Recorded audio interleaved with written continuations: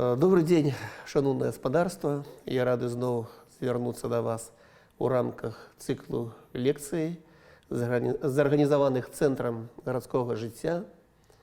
На попередніх лекціях ми говорили з вами про епідемічні захворювання, які прокатилися по Білорусі у середині 19 століття і особливо по нашій Городенщині. Сьогодні я хотів би протягнути цю тематику, і тема сьогоднішньої лекції – пандемія 19 століття у люстерку мікрогісторії. Трагедія вёски Бершти. Ми так само з вами сьогодні переживаємо час пандемії, яка, по сутності, охопила увесь світ.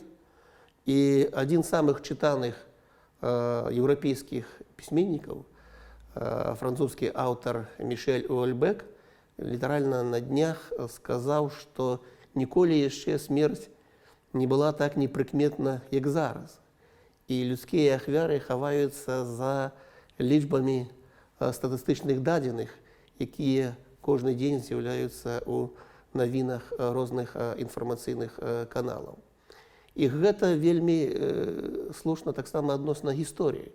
Коли ми розмовляємо про страшенні трагедії людей, то часто за лічбами, за некими статистичними даними ми просто не зауважаємо конкретні трагедії особів, сім'їв і навіть цілих супольностей.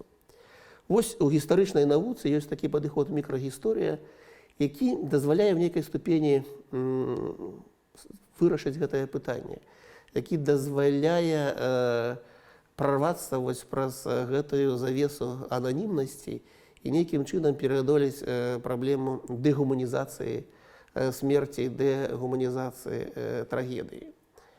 Мікрогісторія як мікроскоп у руках історика, який повеличує минуле до таких помірів, що ми бачимо життєві льоси конкретних людей, конкретних особів, причому звичайних, простих людей і особів, на які ніхто ніколи не звертав особливої уваги, і дякуючи цьому бачимо їх життя і бачимо той трагізм, ту драму, які люди переживали у історії. І це, по сутності, є історія, є сутність чоловічого життя. Так ось ми говорили раніше, на минулій лекції, що в середині 19 століття моцна пандемія охопила територію Білорусі і особливо Городенщини.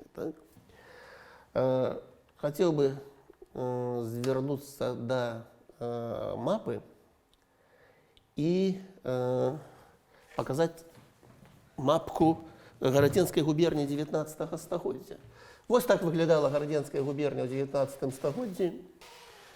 І вона охоплювала територію заходу сучасної Гродненської області, Берестейську область і навіть сучасну Білосточчину, яка тепер належить до території польської держави. Так ось епідемія особливо захопила півдньово-усходні регіони Городенської губернії. Наприклад, по берегах раки Щари опустили цілі вёски. У виніку епідемії холери селяни просто розбігалися хто куди, вимирали цілі регіони. Полесье, Кобринський повіт, Берестейський повіт, вельми моцно панувала тут епідемія, збирала вельми багатий свій жахливий плен. Територія Городенського повіта, у некій ступені, можна сказати, потерпіла менш. Я зараз трошки повеличу, щоб вам може було ліпше видати. Ось північ Городенської губернії, губернський город і Городенський повіт. Але самую північ Городенського повіта займала територія Городенського лісництва. Це були рештки колись велізарної Городенської пущі. І ось селяни, які жили у гэтым лісництві, у гэтай лясной просторі, вони особливо моцно потерпіли у часи епідемії. І особливо селяни вёски Бершти, яка знаходилася у самым паўночна-усходнім куточку Гродненської губернії. гэтая вёска стала прыкладам страшэннага ўздзеяння эпідэміі на жыццё сялян таго часу. Таксама некалькі яшчэ невялічкіх мапаў, каб вы арыентаваліся, пра што я буду гаварыць, дзе той рэгіён. Вось мапа гарадзенскага павета таго часу, Гародня, і вось Гарадзенская пушча і яе ўсходняя частка. Тады яна называлася Берштаўскі, ці дзяржаўны маёнтак Бершты ў складзе гарадзенскага лясніцтва. Пакрыты лесам рэгіён на самай поўначы Гарадзенскай губерніі. Вось таксама гэтая мапа выдатна паказвае якраз тое, што гэты рэгіён быў паросшы лесам, паросшы пушчай рэшты гарадзенскай пушчы. Што адбылося? Што адбылося ў тыя часы з гэтым рэгіёнам і з гэтай вёскі? Ну вот, уласна, мапа вёскі Бершты, якраз з тых часоў, можа трошкі пазней, адзін з самых старажытных планаў. Гэта была вельмі вялікая вёска на беразе возера, на беразе ракі Котры, якая была такой своеасаблівай артэрыяй Гарадзенскай пушчы, воднай артэрыяй Гарадзенскай пушчы. Так? І гэта вялікая вёска знаходзілася на беразе ракі Котра і возера, якое таксама называлася якраз Берштаўскім возерам. Вы бачыце мапы таго часу, планы таго часу. Так? Ну і вось это ўжо сучасны здымак, які адлюстроўвае характар гэтага рэгіёну возера. Здымак уже сучасны, зроблены з дрона, з вышыні, і велізарныя лясныя прасторы, якія мала змяніліся з тых часоў. Дык што адбылося у сярэдзіне 19 стагоддзя з вёскай Бершты і з тымі ваколіцамі? Звярнуўся да дакумента таго часу. Да гарадзенскага губернатара, начальніка Гродзенскай губерніі, у восень 1854 года дайшлі чуткі, да яго паскардзіліся сяляне, і тут я цитую, что в казенной деревне Бершты по нередению старшины Ханевича и писаря Кригера крестьяне не имели вовсе хлеба и питались липовою корою и папоротником, и что в этой деревне умерли от голода около 100 человек. Губернатор дал загад своим чиновникам проверить означенные звестки, и у кастрычнику 1854 года заседальник палаты криминального суда Нагловский по заданию губернатора приехал у Бершты, и по выниках своего визита он потом писал губернатору. Прибыл я в эту деревню под другим предлогом, спрашивал, между прочим, многих крестьян, каковы урожаи у них в нынешнем году, будет ли достаточно хлеба до нового урожая, не терпели ли они в прошлом году голода и прочее. На такие вопросы все согласно отвечали, что в прошедшее лето они терпели большой недостаток в продовольствии, собирали известные им питательные травы и древесную кору, толкли ее и, примешивая к муке, пекли хлеб, и этим питались. Что только в одной деревне Бершты умерло до 100 человек от разных болезней, лихорадки, горячки и холеры, продолжавшихся у них более 2 месяцев, что урожая нынешнего недостаточно до нового хлеба, и что они в предыдущее лето ожидают такого же недостатка, как и в прошедшее. Ну, цікаво, тут сама такая атмосфера таємничості, у якої чиновники висвітляють гэтую проблему. Такие справы разглядаліся конфиденциально. Нават справаздачы губернатора і імператору звесткі про гэта абсолютно не трапляли, про такие несчастья селян. Справа дайшла далей до генерал-губернатора, до Виденского генерал-губернатора. И уже у мая 1855 года старшыня Градзенскай палаты дзяржаўных маёмасцяў Кажэўнікаў пісаў тлумачальную записку віленскаму генерал-губернатору, где тлумачыў, что крестьяне Берштовского и Соболянского обществ, поселенные с давнего времени среди лесов Гродненской пущи, имеют земли самые бесплотные, песчаные, тощие и местами низменные. болотистые. Первоначально быт их поддерживался не хлебопашеством, которое не могло их обеспечить, но самовольными расчистками леса, контрабандою и разведением хмеля для вытворчасці пива. Так вось пісаў Кожевников, две первые промышленности, это контрабанда и незаконная высечка леса, мерами строгости и бдительности правительства прекращены, разведение же хмеля значительно уменьшилось само собою по случаю упадка и сокращения винокурения.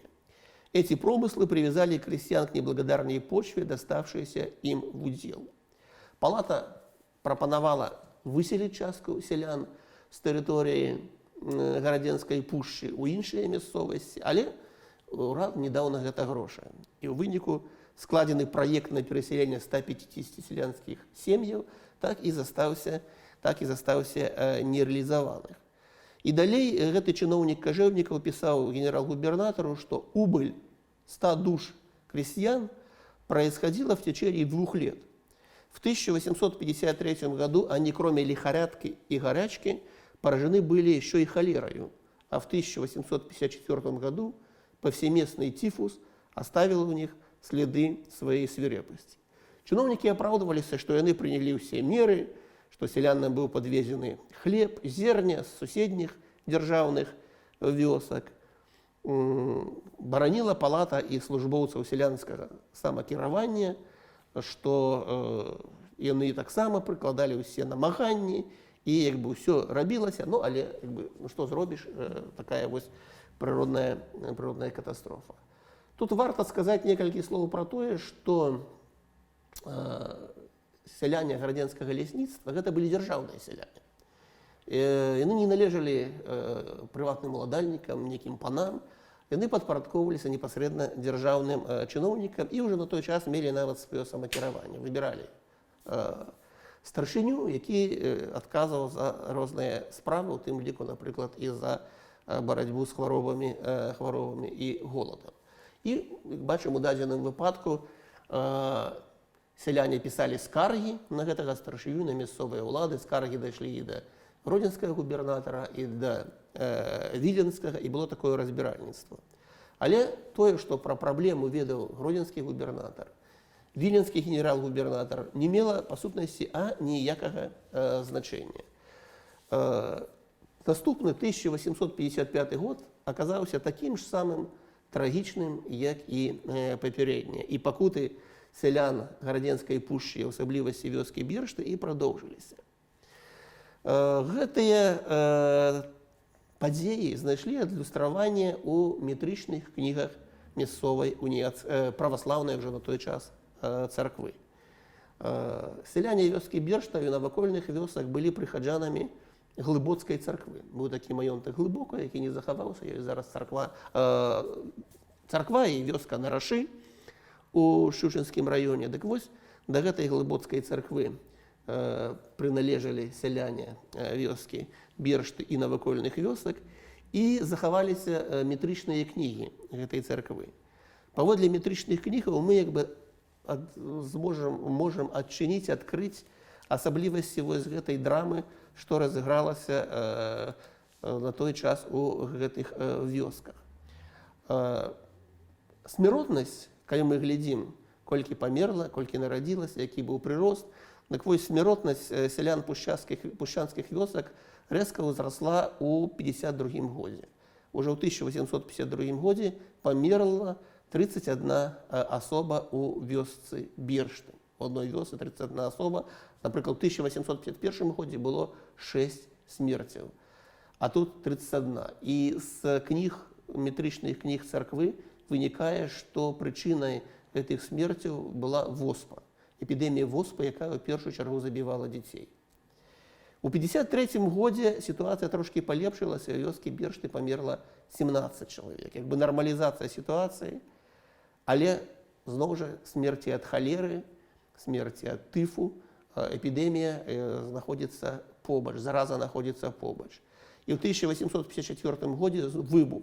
У вёсцы памірае 111 чалавек за 1854 год. Вось пра што пісаў гродзенскі губернатар, пра што велася перапіска чыноўнікаў. І нягледзячы на ўсе гэтыя меры, якія чыноўнікі прымалі, наступным 1855 годзе у вёсцы памірае 94 асобы. 94 асобы. Смяротнасць практычна такая ж самая, як і ў 1854 годзе. І толькі ўжо 1856 год у Берштах смяротнасць зніжаецца, памірае за гэты год 13 чалавек. Каб убачыць, што адбылося на самой справе, можна выкарыстаць дыяграму. Дыяграма дэмаграфічнага развіцця вёскі Бершты на працягу амаль 70 гадоў.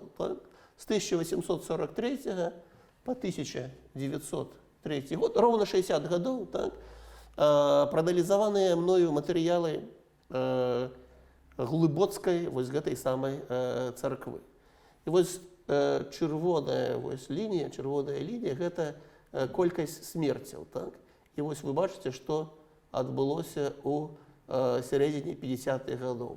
Рэзкі пік узросту ідзе смерцей. Рэзкі пік узросту смерцей, які ўжо ніколі да пачатку 20-го стагоддзя не быў перавышаны, хаця насельніцтва вёскі расло, і, конечно, колькасць людзей, якія паміралі, таксама павялічвалася.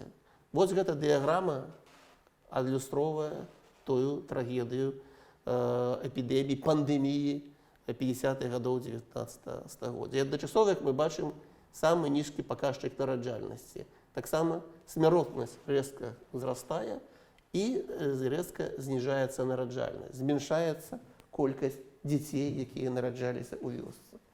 І гэта было характэрна таксама і для ўсяго прыхода. Вось глыбоцкі прыход, таксама у большасці да гэтага прыхода належалі якраз от гэтыя лясныя вёскі, і мы бачым таксама, вось, як, напрыклад, паменшылася рэзка нараджальнасць у гэтыя 50-е гады. У чым былі прычыны вось такой трагедыі? Ну, на мінулых лекцыях мы гаварылі з вами, што ўвогуле пандэмія 50-х гадоў 19 стагоддзя ў Беларусі, асабліва на Гарадзеншчыне, была звязана з моцнымі кліматычнымі ваганнямі. Экстрэмальныя кліматычныя з'явы выклікалі неўраджай і голад, які адначасова спарадзіў і эпідэміі халеру, тыфу, ліхаманкі, воспы. Гэтыя эпідэміі на тэрыторыі Гарадзенскай пушчы, у вёсцы Бершты, ў навакольных вёсках, можна сказаць, што яны па сутнасці працягваліся 4 гады, а нават і больш. Нават можна сказаць, што пачаліся эпідэміі 52 год, 53, 54, 55, у вёсцы Бершты ўжо ў 55 годзе эпідэмія заканчваецца, а ў навакольных вёсках яшчэ працягваецца да паловы 56 года.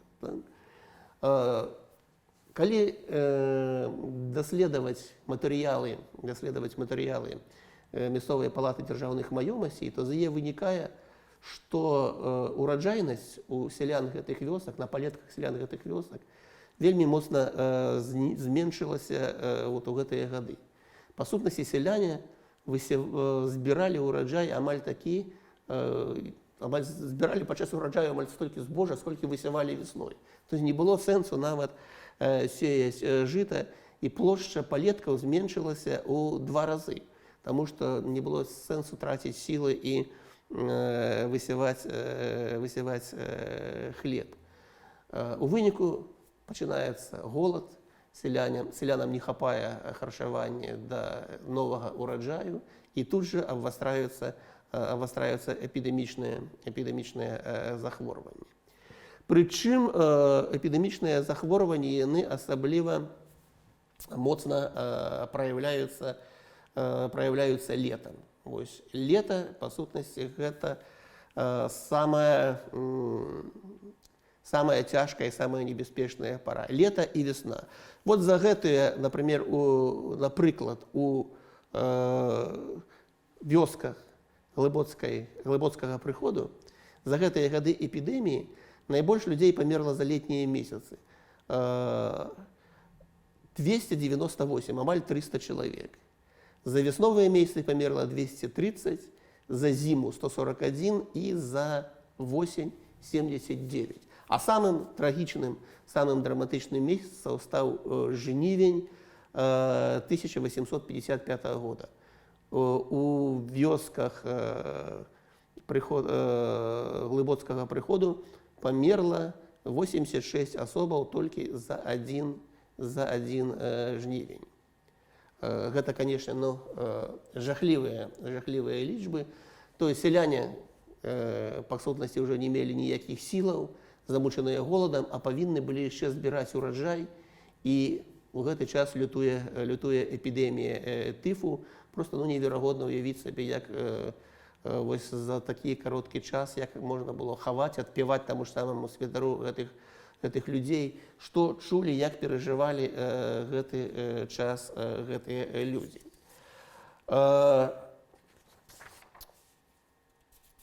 Каб больш убачыць рамкі гэтай трагедыі, яшчэ трошкі я звярнуся да лічбаў. Напрыклад, у кастрычніку 1850 года у вёсцы Біршты быў праведзены рэвізскі перапіс насельніцтва. Не толькі ў вёсцы Біршты, літаральна, ва ўсёй гэтай мясцовасці, але ў вёсцы Біршты якраз кастрычнік 1850 года. У вёсцы было 813 жыхароў, 377 мужчын і 426 жанчын.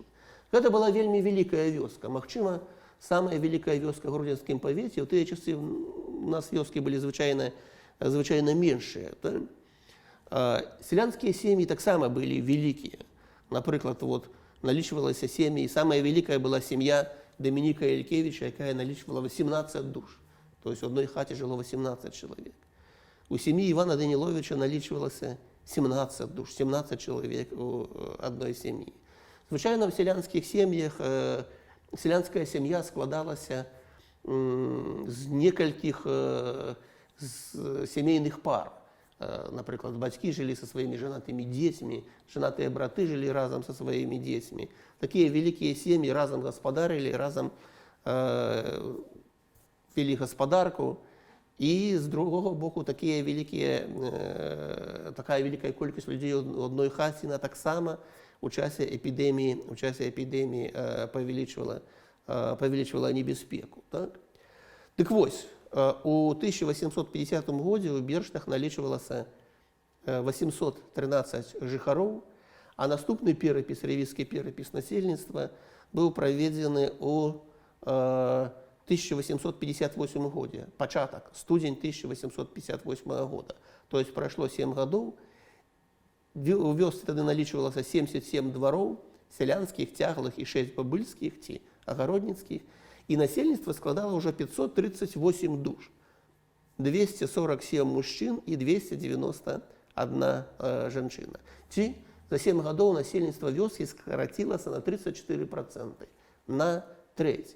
Уявіце сабе, што эпідэмія забрала трэцюю частку насельніцтва. А адзін месяц, жнівень 1855 года, у вёсцы памерла 86 чалавек. За адзін месяц гэта десятая частка вёскі. Некалькі сялянскіх двароў, па сутнасці, абсалютна абезлюдзілі. Калі мы глядзім гэтыя матэрыялы рэвізскай казкі, то чытаем, напрыклад, сям'я Сцяпана Васілевіча. Памёрлі 3 мужчын, засталася толькі жонка гаспадара Разалія, 40 гадоў. Сям'я Піліпа Воўка. Памёрлі 5 мужчын, застаўся толькі 18-гадовы ў жывых юнак і 2 10-гадовыя дзяўчынкі. Сям'я Мікалая Ількевіча. Памерлі ўсе. Памерлі 2 мужчын, усе жанчыны, двор абезлюдзіў. Таксама сям'я Восіпа Мышкевіча, памерлі ўсе мужчыны, засталася толькі 19-гадовая Агата. Дарэчы, аналіз вось гэтых матэрыялаў рэвізскіх казак паказвае, што ўсё ж такі заможныя сем'і, заможныя сялянскія сем'і, яны мелі больш шансаў на выжыванне і выкарыстоўвалі розныя стратэгіі выжывання. Увогуле тады ў вёсцы быў канфлікт паміж заможнымі сялянскімі гаспадаркамі, калі можна так сказаць, за ўладу. Пры ўладзе была сям'я Ханевіча, вясковага старшыны Ханевіча і зборшчыка падаткаў Ушкевічаў. А супраць іх выступалі сем'і Касцевічаў і Буцькаў, якія пісалі скаргі гродзенскаму губернатару і віленскаму генерал-губернатару. І вось, калі распачалася эпідэмія, напрыклад, сям'я Касцевічаў, 2 сем'і Касцевічаў перасяліліся з вёскі. Напрыклад, Фёдор Юрьевич Касцевіч дамогся дазволу перасяліцца з Берштаў у новаствораную вёску Баброўне. Пакінуў свайго стрыечнага брата Якуба Голуба на гаспадарцы, а сам са сваёй жонкай і дзецьмі перасяліўся ў Баброўню. Такім чынам уратаваўся, у яго сям'і ніхто не памёр ад эпідэміі. Праўнукам, дарэчы, гэтага Фёдора Касцевіча стаў знакаміты беларускі гарадзенскі паэт Міхась Васілёк, Міхал Касцевіч. Таксама, напрыклад, сям'я Фёдора Касцевіча перасядзілася ў тую ж самую новаствораную Баброўню. Пакінуў гаспадарку роднаму брату, сам перасяліўся ў вёску Баброўні і таксама уратаваўся ад вось гэтай эпідэміі. У выніку з сям'і брата, сын брата яго пляменнік Мацей, таксама праз некалькі гадоў перасяліўся ў Баброўню, а гэта быў бацька, дарэчы, другога выдатнага беларускага пісьменніка, паэта Макара Касцевіча ці Макара Краўцова. Так што продкі нашых вядомых гарадзенскіх паэтаў у свой час таксама вот такім шляхам ратаваліся ад эпідэміі.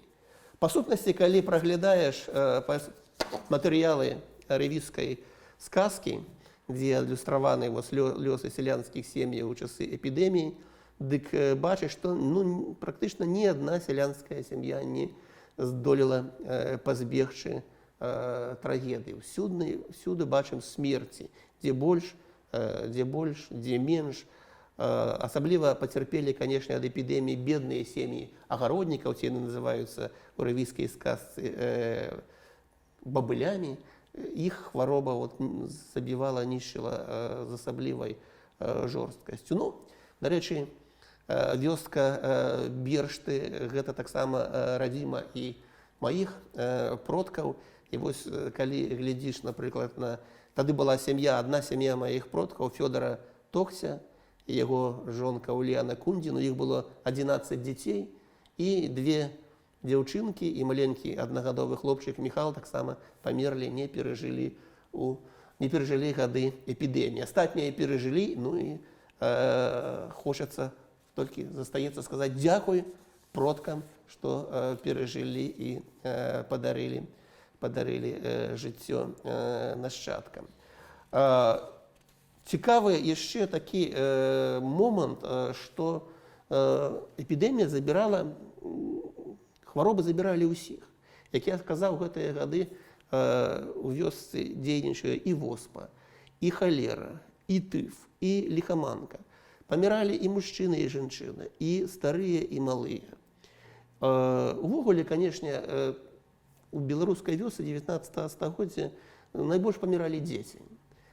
Нармальна было тое, што палова дзяцей не дажывала да ўзросту 5 гадоў, і, канешне, у часы эпідэміі таксама сярод дзяцей смяротнасць павышалася.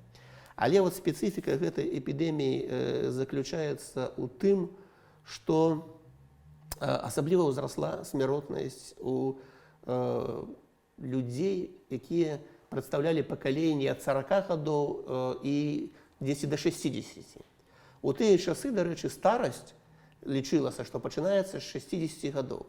А ад 40 до 60 гэта вось былі людзі, якія стваралі аснову вясковай супольнасці. Гаспадары, на плячах якіх ляжала адказнасць за жыццё іх сем'яў і вясковай супольнасці.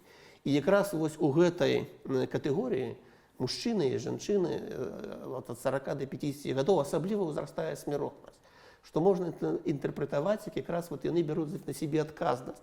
Яны змагаюцца за выжыванне сваіх сем'яў, яны больш працуюць, але дзеляцца, можа быць, сціплым, дзеляцца рэшткамі сціплага харчавання з малымі і старымі, і яны ў першую чаргу паміраюць, яны ў першую чаргу гінуць. Так?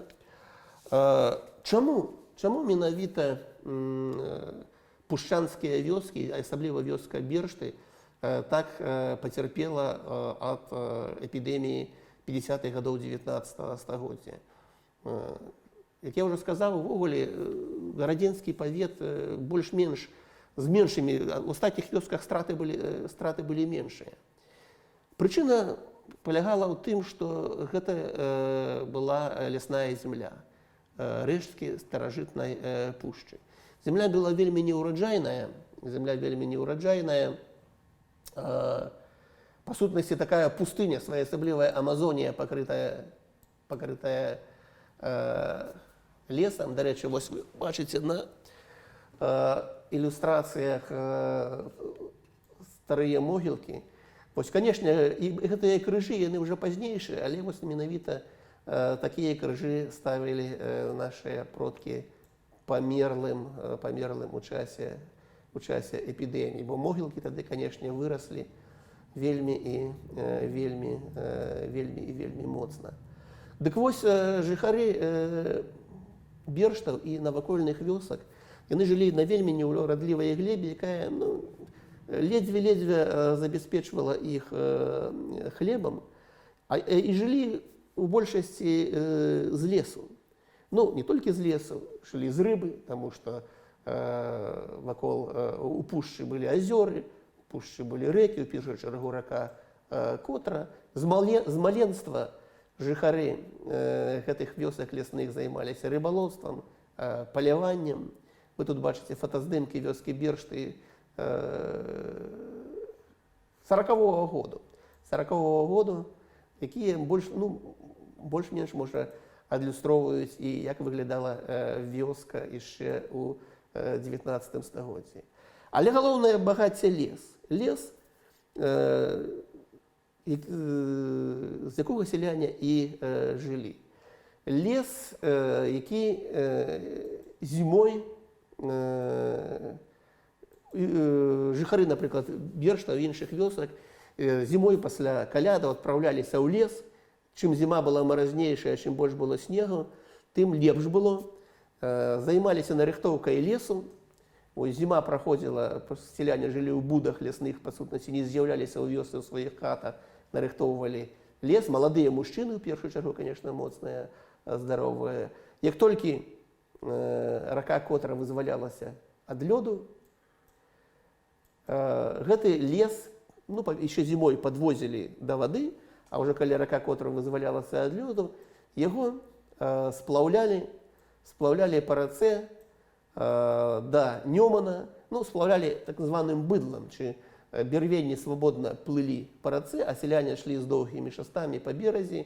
Звычайна, канешне, трэба было ісці па вадзе, і калі гэтыя бярвенні дзесьці застравалі у якіх-небудзь камышах, то яны гэтымі шастамі іх прапіхвалі, каб яны далей плылі аж да самага Нёмана. А ўжо на Нёмане гэты лес звязвалі ў плыты і звычайна ўжо прыганялі да гародні, дзе прадавалі і такім чынам зараблялі грошы на ўсе неабходныя патрэбы. Зямля ж карміла сялян. Тут мы бачым адзін хіба з першых здымак, які паказвае збор бульбы у вёсцы Бершты. Зямля, жыта, бульба, яны як бы, канешне, была вельмі неўраджайная. Ураджаі жыта, бульбы і так далей былі слабыя. І таму, калі пачаліся неўраджаі, калі ўсюды не хапала хлеба, то сяляне такіх вёсак, як Бершта, яны аказаліся самымі безабароннымі. Свайго хлеба не было, а купіць таксама было немагчыма, таму што і жыта, і бульба страшэнна падаражэлі, і іхніх лясных заробкаў ужо не хапала на набыццё хлеба, і ў выніку сітуацыя аказалася трагічнай. А плюс яшчэ, напрыклад, вёска Бершты была вельмі вялікай вёскай, 800 чалавек перад пачаткам эпідэміі. І, конечно, такая высокая канцэнтрацыя людзей, як мы сёння кажам, высокая шчыльнасць сацыяльных кантактаў, гэта таксама прыводзіла да таго, што, конечно, эпідэмія хутка пашыралася і збірала свой плён. Ну, напрыклад, ужо ў такіх меншых вёсках, якія вакол Берштаў былі, то было менш ахвяр. Напрыклад, вёска Зубрава знаходзілася на поўнач ад Берштаў, якая была пазней расселеная царскімі ўладамі за падтрымку паўстанцаў 1863 года. У вёсцы Зубрава былі 62 жыхары, памерлі 14, 2 жыхары мужчынскага пола, 12 двароў было, так вот памерлі 14, 2 забралі ў рэкруты, і такім чынам страты не былі такія катастрафічныя. Дарэчы, яшчэ адзін важны момант, гэта той, што маладым хлопцам у часе эпідэміі пагражала не толькі эпідэмія, але і тое, што іх забіралі ў рэкруты. Вот за гэтыя гады, за гады эпідэміі з вёскі Бершты забралі у рэкруты, у войска царскае 22 хлопцы. Это больш, чым за пярэднія 30 гадоў. Чаму так шмат? Таму што шла Крымская вайна, бойня пад Севастополем. І так забіралі сялян у войска царскае, і з вёскі Бершты вось 22 хлопцы.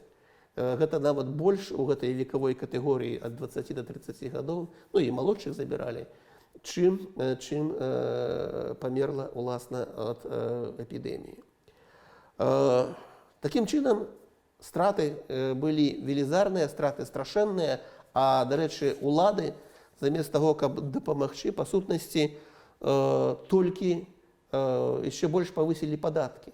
Напрыклад, у 1859 годзе была праведзена так званая ілюстрацыя дзяржаўнымі чыноўнікамі, і падаткі з вёскі, увогуле з маёнтка Бершты, у тым ліку з вёскі Бершты, былі павялічаны ў 2 разы на 100% па сутнасці ў параўнанні з 1853 годзе, папярэдняй ілюстрацыі, калі толькі распачыналася эпідэмія. Дзяржаўны ўрадавы чыноўнік, які праводзіў ілюстрацыю, разумеючы, што сяляне не змогуць плаціць такія грошы, нават прапанаваў часова зменшыць гэтыя падаткі на 45%, пакуль сяляне хаця бы трошкі не узбагацяцца і не будуць у стане плаціць гэты аброк. Але нягледзячы вось на гэтую трагедыю, на гэтыя страты людскія, памерла большасць мужчын, якія ўзначальвалі гаспадаркі. Вось гэтыя гаспадары, гэтыя мужчыны ў веку ад 40-50 гадоў, як бы ў росквіце сілаў, большасць з іх памерла ў часе эпідэміі.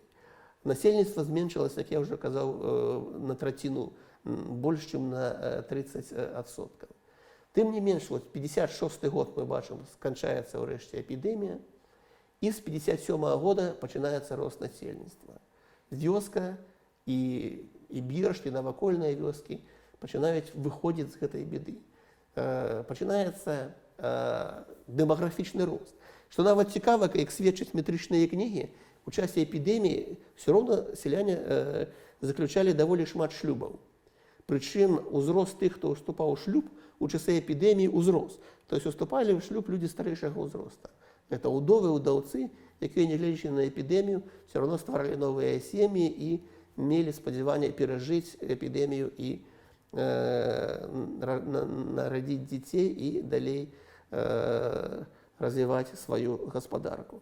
Такім чынам, вёска даволі хутка адрадзілася.